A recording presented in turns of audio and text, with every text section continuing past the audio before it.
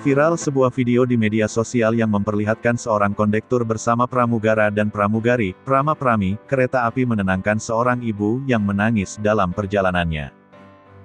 Kejadian tersebut terjadi pada Kamis, tanggal 2 September tahun 2021, di dalam kereta api Taksaka, jurusan Yogyakarta-Gambir, Jakarta.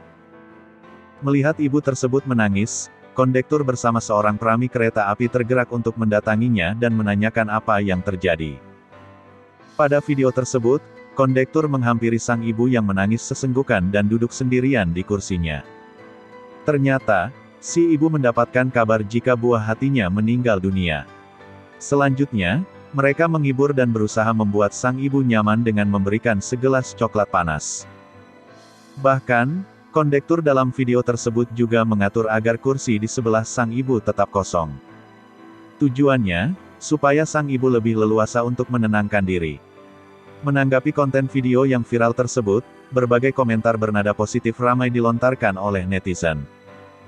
Setelah ditelusuri, nama kondektor yang viral pada video tersebut adalah Iksanuddin. Iksan, sapaan akrabnya, sudah 5 tahun menjadi garda depan pelayanan di PT Kereta Api Indonesia Persero, atau KAI.